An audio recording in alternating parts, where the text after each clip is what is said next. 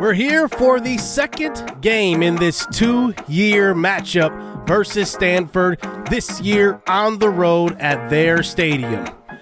We have started season 3 in the Nevada franchise, and it's been a little rocky, so to speak. In game number 1, well, we got our butts handed to us.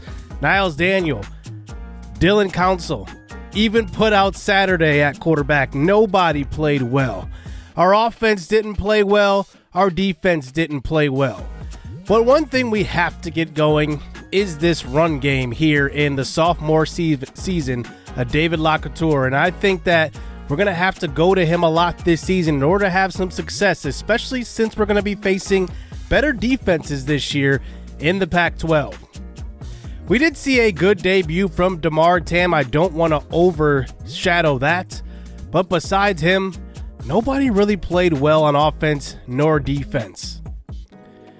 So we will get our first look at recruiting here at the start of this episode. And we start out here by going heavy at linebacker this year.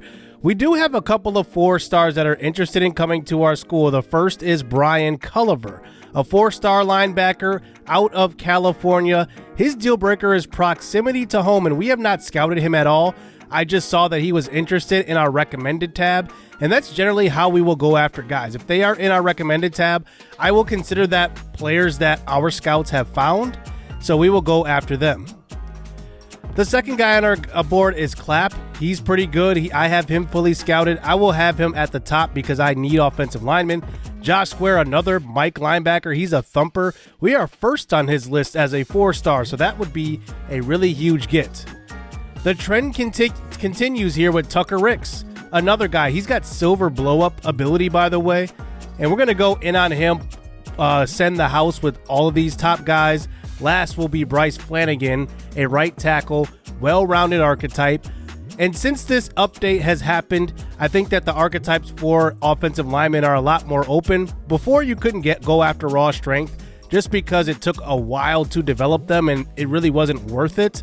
But now I think the floodgates have opened, so now we can start going after some raw strength guys. But we found some other archetypes in the offensive line as well.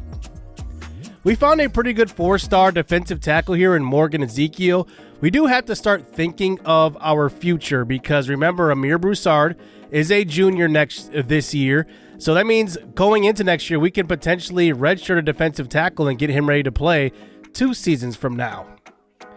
We do need to add a tight end, well, maybe even a couple to our tight end room. Right now, we have, the senior with Riley Langley. We have a young player, a very young player, true freshman, and Dante Starling behind him.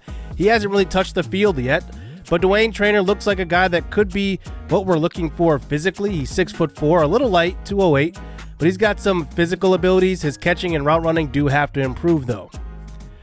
More tight ends here added to our board, including James Valdez.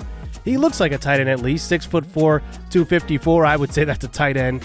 He is huge, and by the way, he also has pretty good athleticism at 81 speed. So he actually looks better to me than Traynor does just simply because of his weight, and he's probably a better blocker as well. Jake Cologne is another linebacker I have on the board here in our top 10. As you can see, linebacker is a kind of a huge concern for us right now. I'm not sure how our linebackers will hold up against better passing offenses, so I do want to definitely recruit at that position. All 3 will, Sam and the Mike. And then 10th on our board is James Salas, a quarterback. Now I do want to continuously go after quarterbacks, and Salas doesn't look amazing, but he is a local kid. So I know if I get him, at least on the roster, we could stash him and develop him a little bit. He has 89 throw power, which is a good starting point, and his accuracy does need some work. But then we get to number 11, Kai Thrash. We will add to the secondary a little bit here with our board. And one thing you notice with a lot of these guys, with the exception of the first recruit on our board, we're first with a lot of these recruits. I do like that Thrash has the field archetype. I don't believe I have a cornerback on our roster that has that field archetype, so I'm actually curious to see what his skill set's going to look like on campus. And then Terrell Thorpe, another linebacker, and you can see this is the year of just recruiting linebacker depth. And this is just one of those guys. He's from Reno, Nevada as well. a local kid. I always like to recruit those guys. So last year we went up against Stanford and ended up losing as we were up for most of the game. So we are going to be looking to get our revenge today. They do return a lot of the same guys we saw a year ago, including their quarterback, Austin Novosad, and their tailback, Chris Davis Jr. So we will really be looking to get our revenge here. They beat us at our home stadium. We will look to return the favor at their home stadium in this one. It's not going to be an easy game, but we know that we have some work to do as far as our offense and our defense goes. But we do have, before getting into this game, a quick coach upgrade here. We have some points, and I do want to recruit here and unlock our recruiting tree. So I'm going to unlock running backs. I want to just keep getting that there so that we can have the personality recruiter or the magnetic recruiter that would help us to get portal running backs. I think we definitely need one of those veteran running backs on this team. So here we go. Let's get this game underway. Hopefully game 2 is better than game 1 here in season 3, as Stanford does start out with the football and a good return back to the 20-yard line. We'll see what our defense can do today. We only had 1 sack, I believe, in the opener. Austin Novosad threw 2 interceptions in his opener. They are 0-1 coming into this game. So Novosad comes out empty here. We send the blitz from the nickel, and there's a throw out to the sideline, a very long throw. And that will only be a gain of 2. They eventually get it to a 3rd and 8 this time. We send 4. Novosad trying to scramble. He scrambles late. He gets stood up at the first down marker and then ends up losing ground. Ty Stitzer, the edge rusher, ends up with the tackle. So once again, for the second straight game, here is Dillon Council out at quarterback here to start us out. We could see both quarterbacks today as Shaq Shaw gets the first carry of the game. That's a loss of 3. David Locatour checks into the game now. It's a 3rd and 13. Here's a throw to the sideline. This one is caught. Micah Tamm. Wow. That is going to be Micah T's on the sideline, but it doesn't look like he got a foot down in bounds, so that will be a punt. So here we go back on defense now. Here is Novosad. A quick throw across the middle. That one's going to be caught by number 3, Kareem Hall, as they get close to the 50-yard line. One thing I want to see better in this game than game number 1 is the pressure without sending a blitz. Here's an RPO over to left side and a broken tackle and some more yardage, this time all the way to the 33-yard line.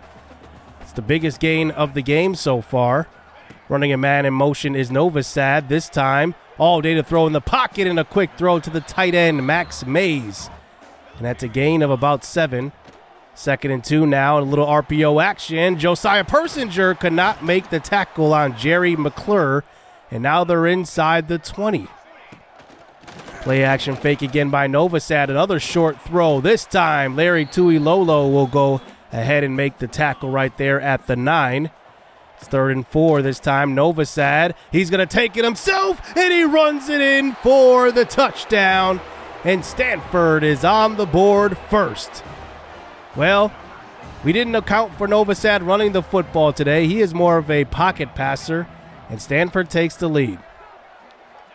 So Council still in the game at QB. Here's a quick throw to Micah T, spinning off 2 defenders, and picks up a tough gain of 3. That brings us to an eventual 3rd and 5 this time. Council looks like he's changing the play at the line. In the pocket this time, throws late. This one's caught by Tees. He's across the 40-yard line and gets tackled at about the 46 for a nice catch and run. Tees has 99 agility. That's something that I really wanted to upgrade in the offseason, and he looks very, very quick when he has the football. Here is Shaq Shaw with the draw play, and he gets it up the middle to about the 50, maybe the 49-yard line. 3rd and 4 now, another draw play this time. And a good move by David Locatour in the hole, and he picks up the first down. Actually, his first carry of the game right there for a gain of 9. So 1st and 10 now at the 40-yard line. Here's a quick throw to the right side. There is Tees again, showing that quickness after he catches the football. He's got quite a burst to his game. Another quick throw across the middle. This time it's number 11, the redshirt freshman Darius Whitehead, as he picks up 7 Whitehead comes into the season as our best all-around route runner. Here is David Lacouture with the carry on third down. He stopped 2 yards short, and coach wants to go for it here. It's a 4th and 2 here at the 19-yard line. A quick throw, and that one is caught. It's Whitehead again. It's another first down as we enter the second quarter. Not too many explosive plays, but here's one inside the 5, and Micah Tease gets tackled at about the inch-yard line, and now it is goal to go. Handoff, David Lacouture, and he is in for the touchdown. And that is a great cap off to that short drive there, and Nevada ends up tying this ball game up. David Lacouture is definitely going to get his carries this season, as I think he is our best back by far. So here we go, once again, sending pressure on Novosad, somehow breaks a sack and gets it away to Chris Davis, but no gain on that play. Now it's a 2nd and 10. Here's a throw out to the flat this time, and there is a good play on the outside, but Tyler Armstead shaken up on that play. Now, Armstead was a transfer last season and even had a really good season from the nickel, and now he's playing on the outside. But here on 3rd and 5, the pressure gets to Novosad, somehow breaks the sack from Eric Sendejo and throws that one out of bounds. So here is Dillon Council this time, throwing late this time across to the right side. That's caught by Dante Starling, the freshman tight end. He's going to play a role in the future of this organization, but I think right now, he's best served as a backup. Here's a quick throw. It's Whitehead again, fighting forward for a gain of 8. He's been busy today. That brings it to a 3rd and short. Back to the ground game. It's Lacouture with a big hole, and he has it for a first down. Good blocking by the offensive line up front. One thing that I really wanted to emphasize going into this season was getting a good run blocking guard. Number 54, Isaac Book, has been really, really good for us. As you can see, these holes are a lot bigger this year. Fresh set of downs after a Lacouture catch for a first down. This time running Micah Tease in motion. We get it to him on the orbit screen. Micah Tease all the way inside the 5, and he's pushed out of bounds. And now it's goal to go. Slowly but surely on these drives, these short chunk plays, Council throws to the end zone. It's caught. It's the freshman local kid, number 81, Damarr Tamm. And Tamm has his 3rd score on the year in 2 games. And it is a 1-score lead here for your Wolfpack. So here we go, creeping the safety up a little bit. This time we send pressure, but Novosad sees it right away. He gets rid of it to Davis, and he has it for a huge gain. That's across the 50. He knew that blitz was coming. That's some senior leadership at the quarterback position right there. He rushed 3 on this one. He has all day and throws it over to Davis, and this time Davis cannot hang on. That brings it to a 3rd and 10 now this time. Novosad, we send 4. All day in the pocket, still all day in the pocket. He's just sitting there. He throws it late, and that one is caught, and it's Kareem Hall for the first down. Wow, our pressure has definitely got to be better than that.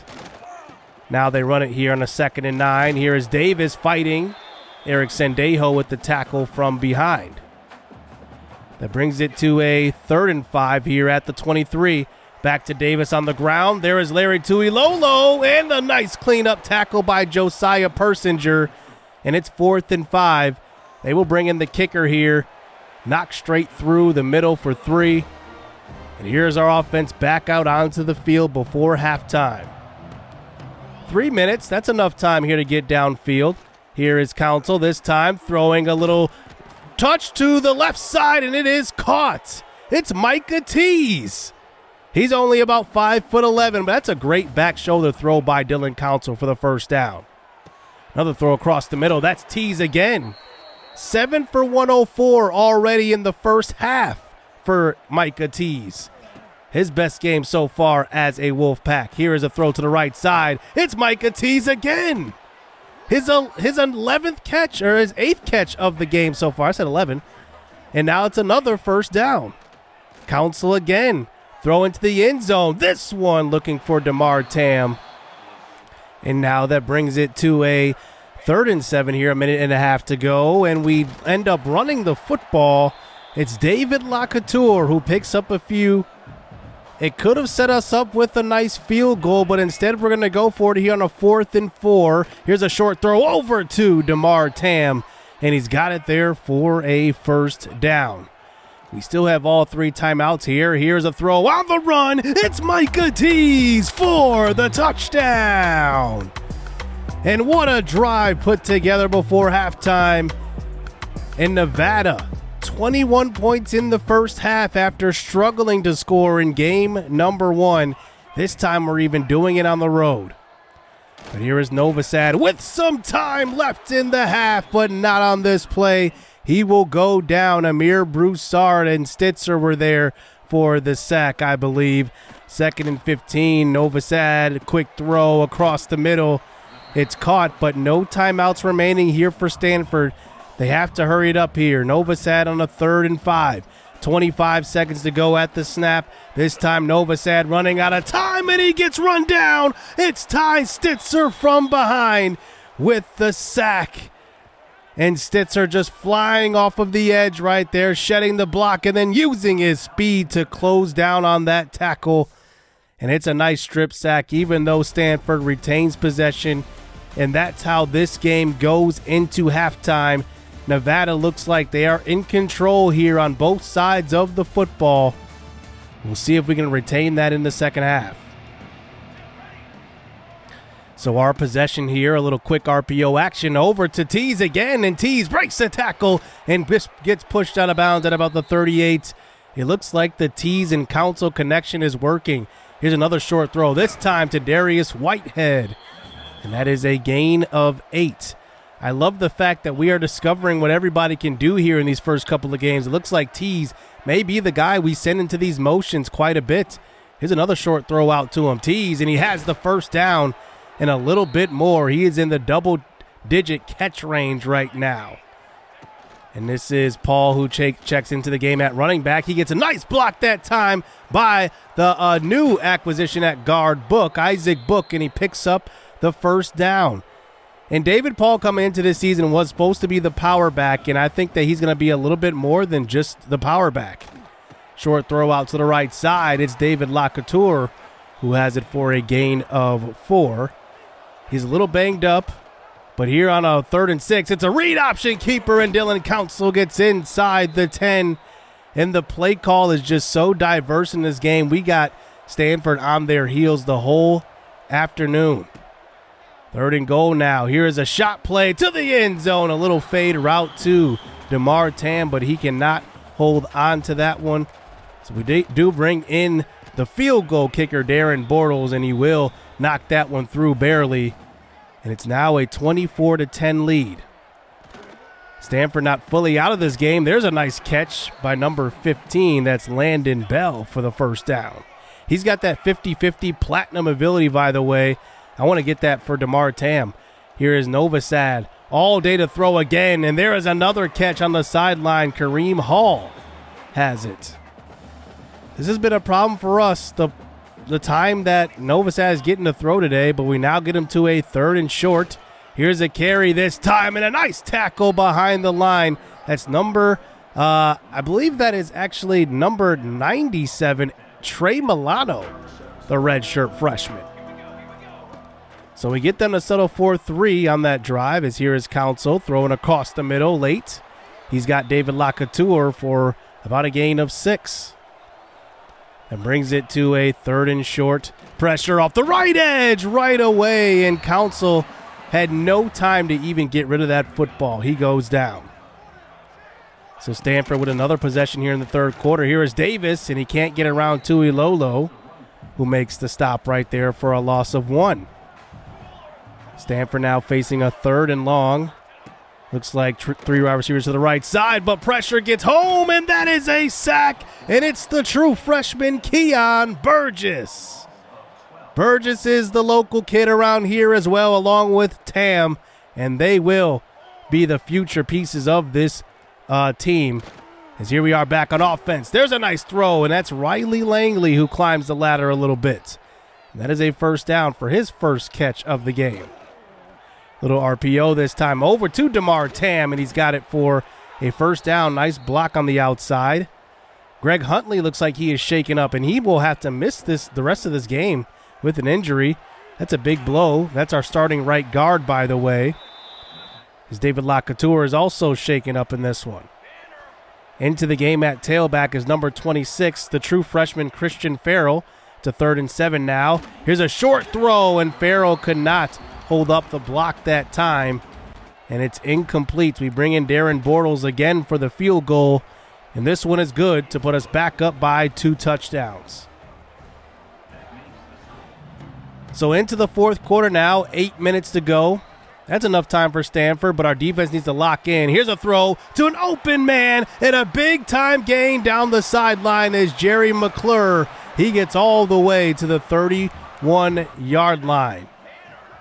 The biggest gain of the day here for Stanford is here's a run play this time. It's Chris Davis who gets to the outside, and he picks up 10. 3rd and inches now for Davis. He gets the carry. He fights forward. Ends up getting like 6 yards on that carry.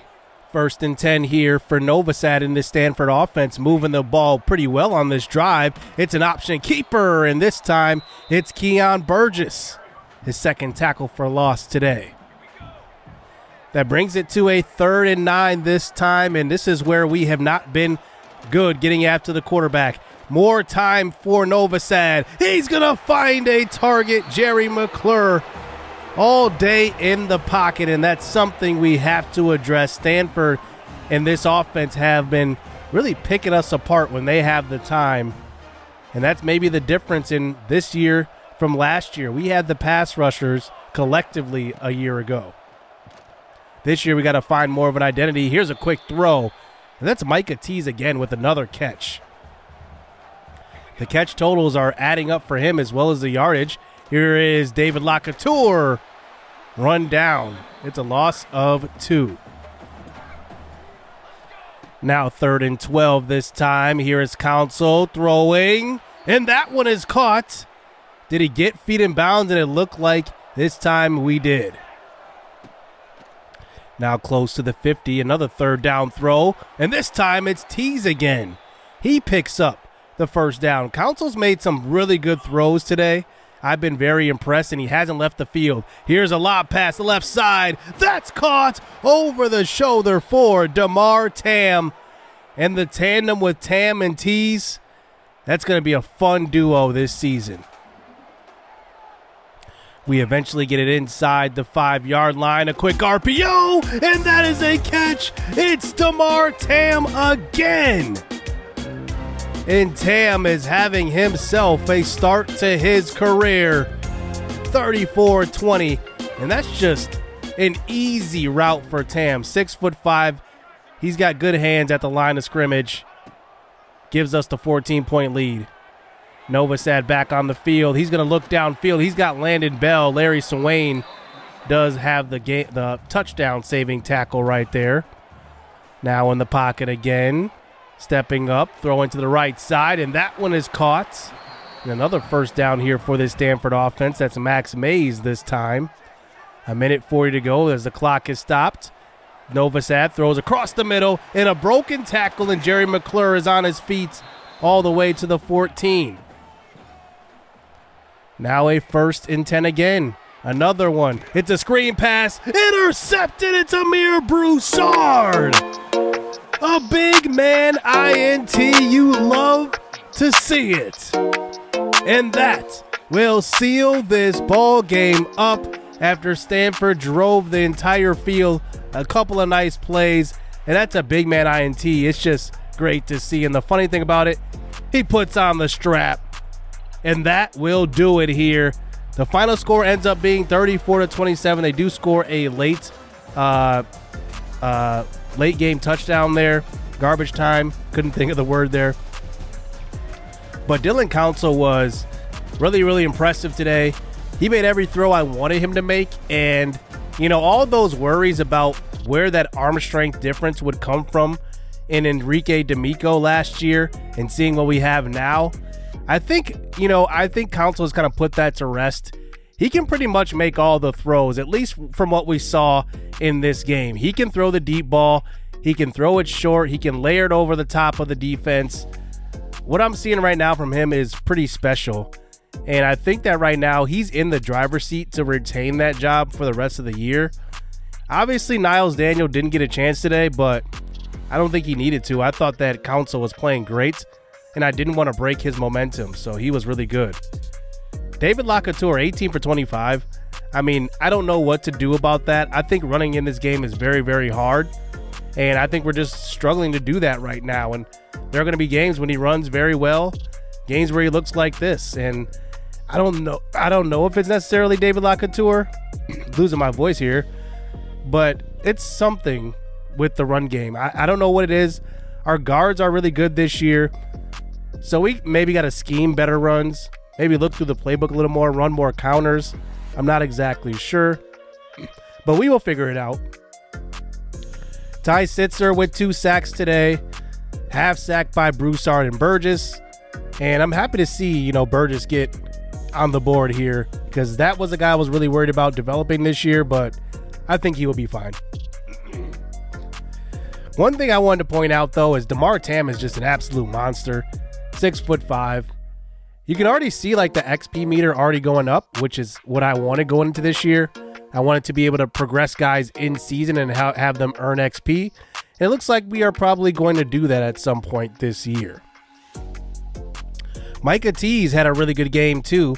And through 2 games, he's got 18 receptions. Tam not too far behind with 14. But Micah Tease is interesting. He's got that championship deal breaker. So hopefully we can retain that. And I think the way that we can keep that high is by either going to the conference championship or winning the conference championship. So there's a lot on the line to keep Micah Tease around going into next year, but we're still way, way far from that. But I am happy to see Keon Burgess do well. Some of these new players that come in very raw, especially with these sliders and how blocking is in this game, it's actually tough if you don't control these guys. So hopefully we can get some more sacks for Keon Burgess and get him some upgrades going into this season. Well, next game is probably the toughest game on the schedule, at least through non-conference play, and that's on the road at Michigan. Now, Michigan's 1-1, which is interesting because we will check out their schedule coming in the next episode, but this was a team that was supposed to be a top 10 team this year and already has a loss on their resume. So hit subscribe, hit that like button. I can't wait to get into the next episode. We will wrap up non-conference play, so we will have Michigan along with Hawaii all in one episode, just so that we get through non-conference in one episode more. Hit subscribe, hit that like button. Stay tuned. Let's get it. Let's go.